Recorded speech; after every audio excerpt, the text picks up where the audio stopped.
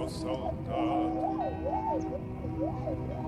с кровавых не пришедшие полей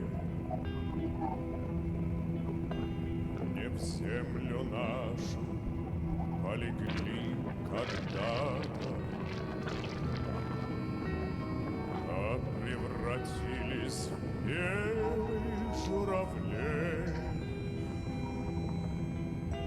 Они до сей поры с времен тех дальних летят и подают нам голоса.